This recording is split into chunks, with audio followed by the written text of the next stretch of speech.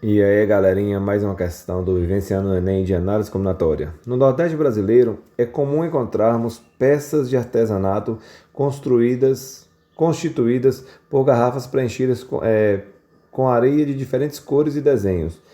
Um artesão deseja fazer uma peça de areia com as cores cinza, azul, verde e amarelo. Nós temos quatro cores, mantendo o mesmo desenho, mas variando as cores da paisagem, casa, palmeira e fundo, conforme a figura. O fundo pode ser representado nas cores de azul ou cinza. Então, bora lá. O fundo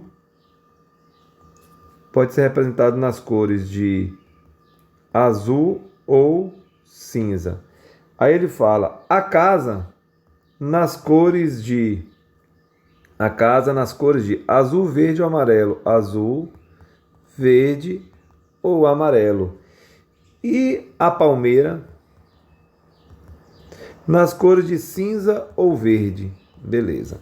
Aí ele diz o seguinte: se o fundo não pode ter a mesma cor nem da casa e nem da palmeira, por uma questão de contraste, porque senão vai ficar a mesma coisa e não vai enxergar as figuras. Então, o número de variações que podem ser obtidas para a paisagem é. Galera, o que comanda aqui é o fundo. Então, o que depende aqui, a condição de existência aqui é do fundo. Então, bora lá. Nós temos dois casos para o fundo. Primeiro caso vai ser o quê? Se o fundo for azul, não é isso? Segundo caso, nós vamos considerar se o fundo for cinza. Ou seja, nessas condições, quais seriam a quantidade de cores que eu vou utilizar para a casa e para a palmeira, certo? Então vamos lá. Primeiro, se o cinza, se o fundo se o fundo for azul, isso aqui são as condições do fundo.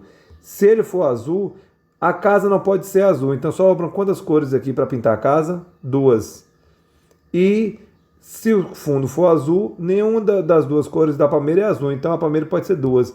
Nós vamos multiplicar 2 vezes 2 é 4. Lembrando que sempre a casa vai ser pintada com o fundo. A garrafa vai ser pintada com a cor do fundo, da casa e da palmeira. Os três juntos. Aqui os três juntos vão dar 4 possibilidades. Dentro de cada caso sempre é multiplicado, tá? As respostas dos casos que são somados, porque é um caso ou outro, ou vem de união de soma. Então, o segundo caso, se o fundo for cinza, a casa não tem cor cinza, então pode ser pintada de qualquer uma das três cores. Já a palmeira não pode ser pintada de cinza, então sobra o quê? Apenas uma cor para a palmeira. E 3 vezes 1 vai dar quanto? 3. Multiplicados dentro dos casos e somados as respostas dos casos.